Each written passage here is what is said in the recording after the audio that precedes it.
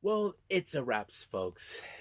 As you probably guessed right about now, New Japan has wrapped up World Tag League. It's been a fun, crazy, wild ride. But the question we ask ourselves, who walks out as this year's winners and will be facing the IWGP Tag Team Champions? Well, we'll just have to wait and see because the main event is crazy. But however, that's not the only thing. As you probably know, New Japan are possibly on the road now to Wrestle Kingdom, their first big show starting 2026. There are some matches or implication leading to that, so we will see what happens until then. And of course, as always, we'll wrap up our episode as usual with some news updates to give you guys updates on what's been happening in the world of wrestling, such as what events and promotions are thrown out, who's booked, what matches are set, including developments that are happening in the world of wrestling as we speak. So, let's get ready for another episode of Deleted Wrestle Zone.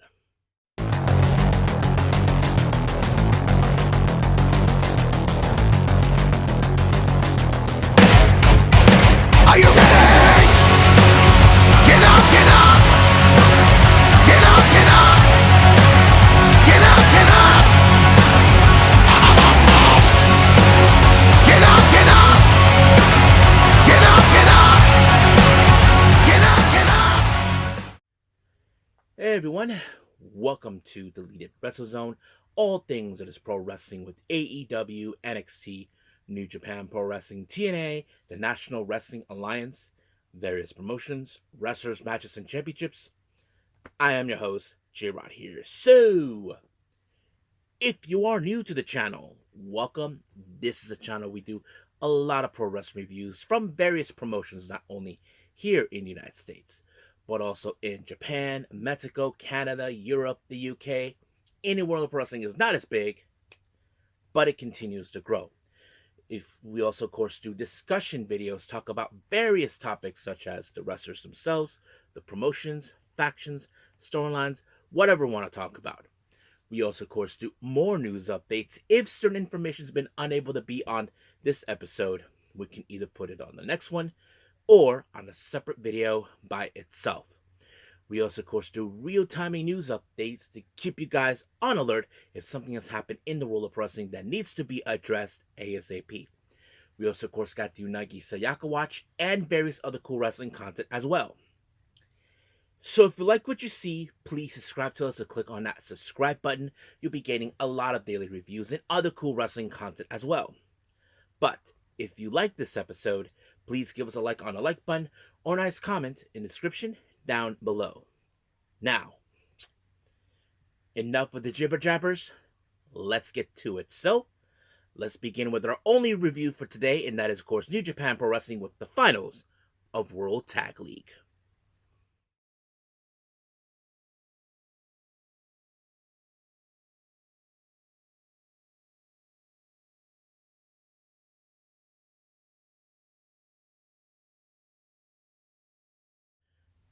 Alrighty then. So, as we begin with New Japan Pro Wrestling, this is the finals of World Tag League. So, as you all know, it comes to an end. And this is, of course, in Kumamatsu. And of course, I should mention, for those who are big fans of Hiroshi Tanahashi, well, this is his last time he'll be there. So, just making it clear for everyone.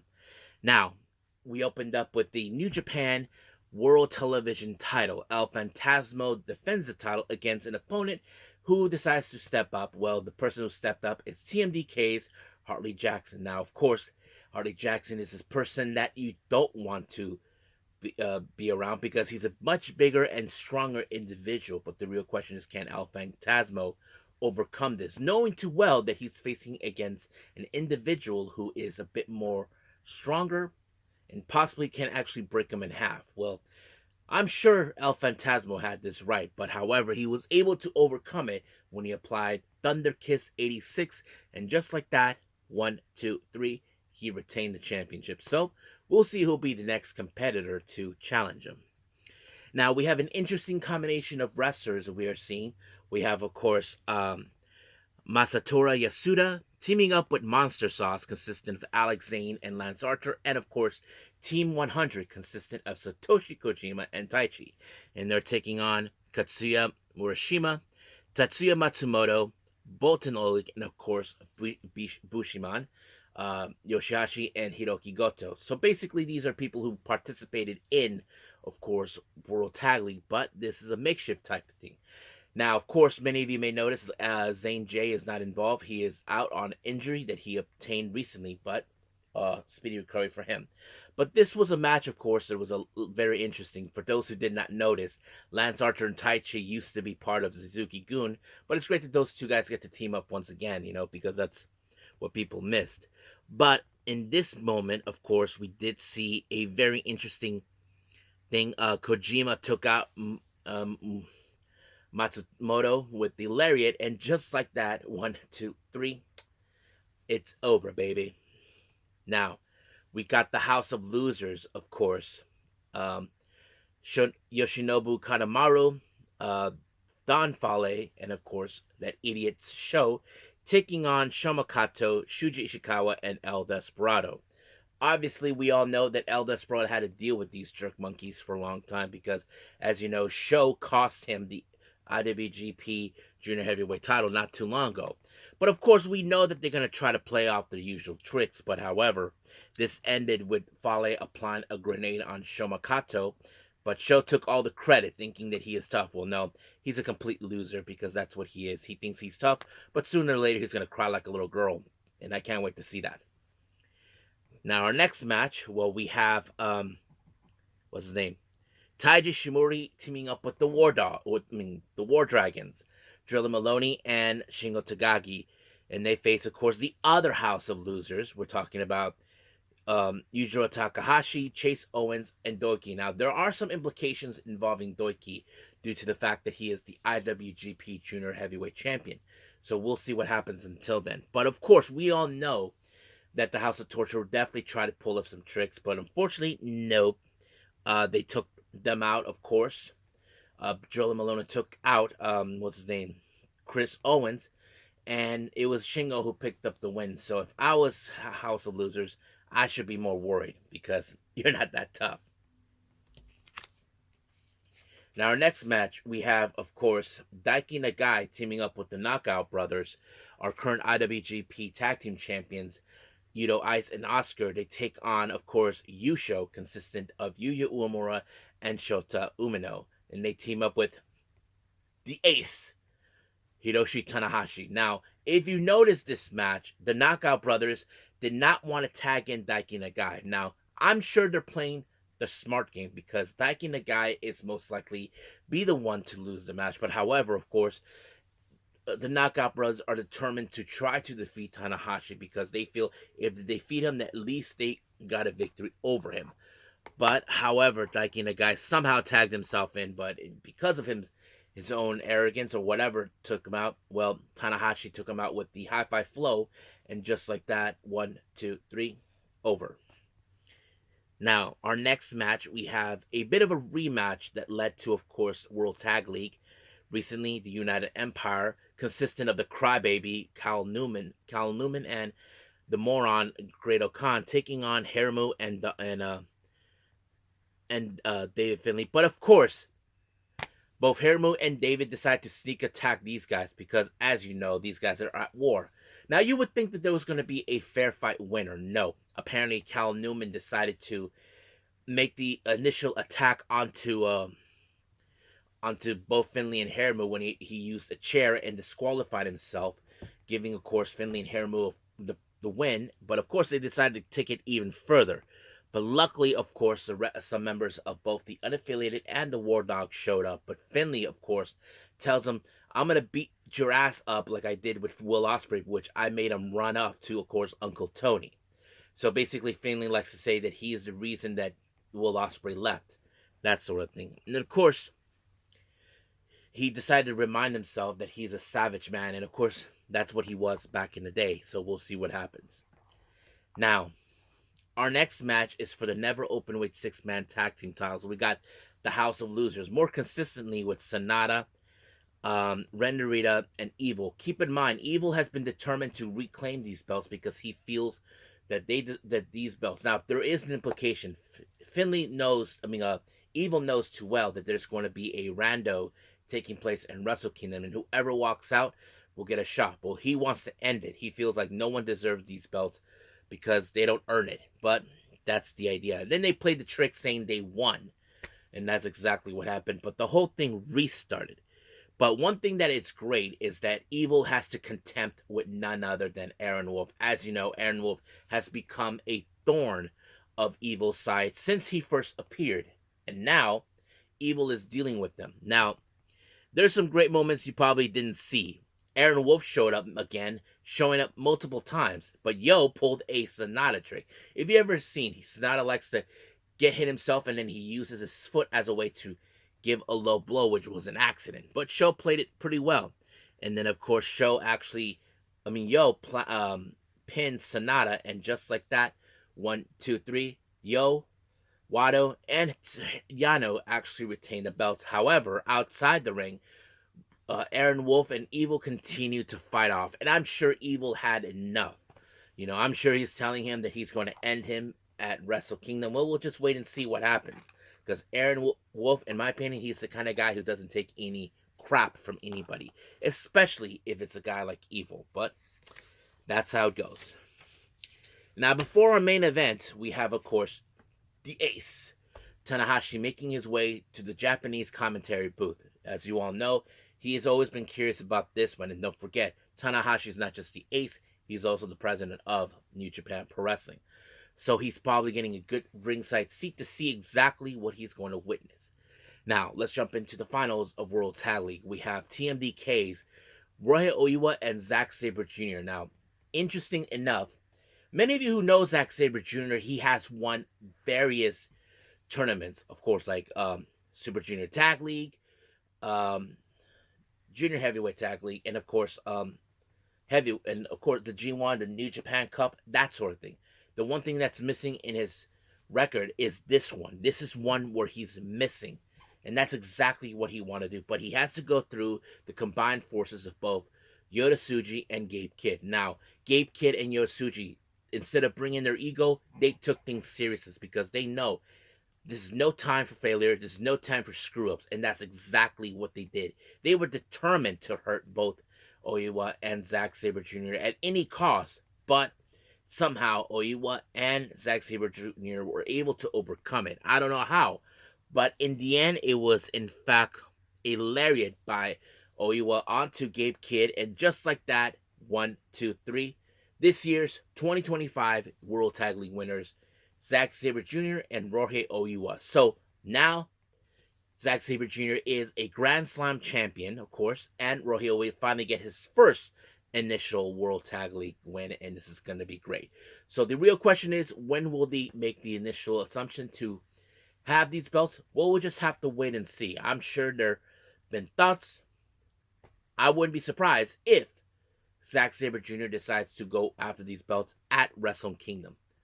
You may never know, but I'm sure the Knockout Brothers are ready for that. So we'll see what happens. But as of right now, we are officially done with this review, and let's move on to our last and final thing, news updates.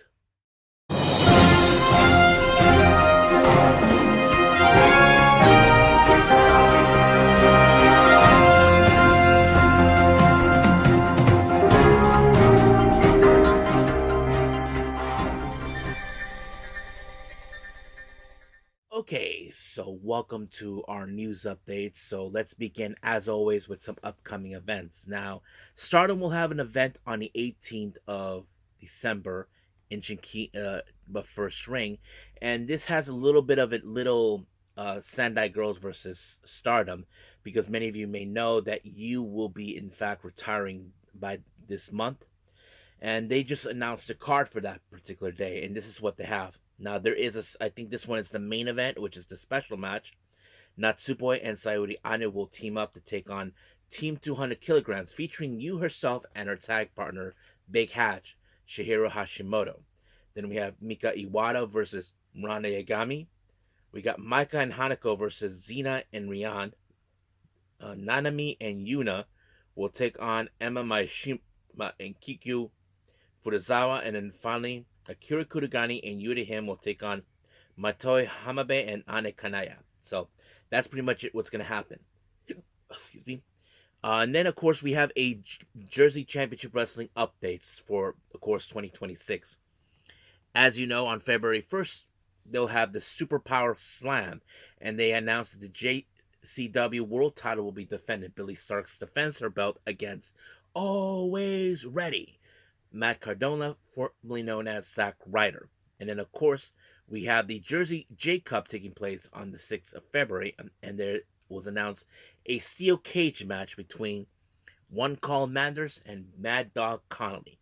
And then finally, we have Tokyo Super Wrestling with Grand Princess taking place on March 29th at Ryogoku. They just announced, of course, Aja Kong, who, as you know, J. Ross said on the first Double or Nothing event that she's the kind of woman you don't see making biscuits. Well, she'll be making her appearance.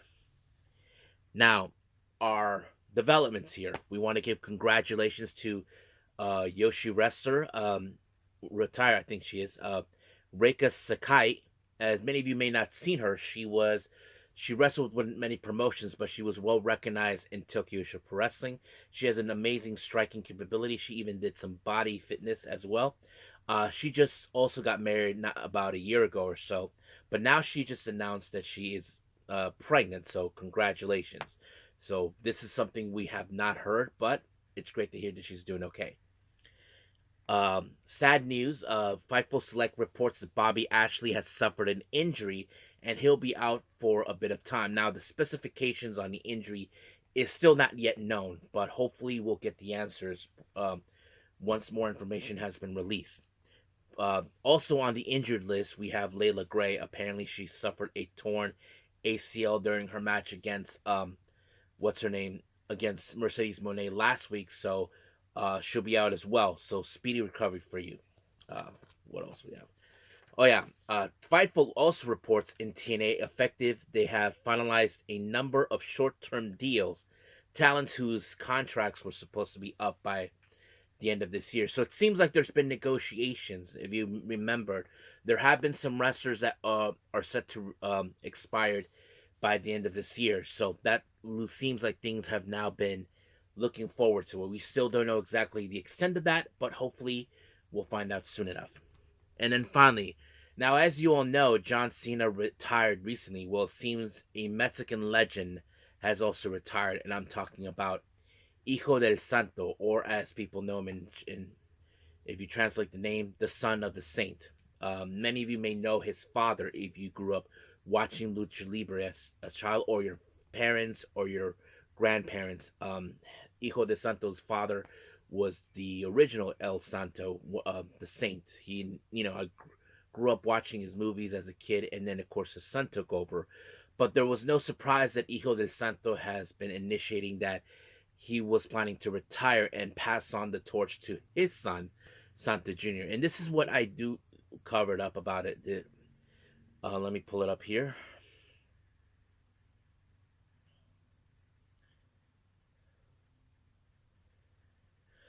So yeah, he had a final event recently this past weekend. It happened, of course, in the Palacio Deportes in Mexico City.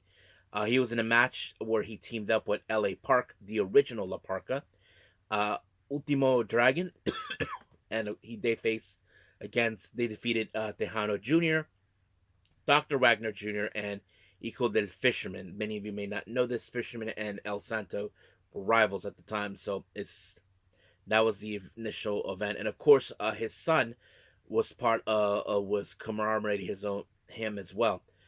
He received 2 championships for commemoration of his career, and of course, this is a bit of his record. As you all may not know, Hijo del Santo has been wrestling for almost 43 years. Yeah, so he obtained 34 masks, won 33 hairs, 12 championships. So people are calling this an end of an era, and of course it is. I feel like it is because he had a fantastic career. Many of you not know this. I actually met him and his son like a couple years ago in Comic Con. I do have a photo of him. I'm trying to see if I can find it because it's somewhere in my one of my drives. I just don't know where. But yes, I actually met him. He's a kind. I even mentioned him that my mom is a big fan of his dad's movies. So yes, but it's sad that he has to retire. But however, of course, his accomplishments, his achievements, everything he's done in lucha libre has always been well documented, and I love watching his stuff, including his dad's stuff as well. But I think many people would ask, would his son be that good as his father? Well, we don't know yet. I mean, we know that he's determined to do some moves that both he and his father did. Both his father and of course Hijo Del Santo and of course his grandfather did. The same kind of moves. I'm sure he's trying to adapt to his own. But it's great that we'll see what he's gonna do down the road. So we'll see. So I think that's pretty much it. So let's call it a day. Well, I hope everybody enjoys this episode coming up. Well, I haven't decided what I'm gonna do. I am a bit behind on Mighty Gold and various other Yoshi promotions and all this other stuff. So we'll see what happens. But we will stay close to what's taking place as well in other promotions. I haven't decided. So we'll see. But until then, I will see you guys in the next DWZ time. Same DWZ channel. I must bid all of you adieu. So, goodbye. And have a nice day. Bang.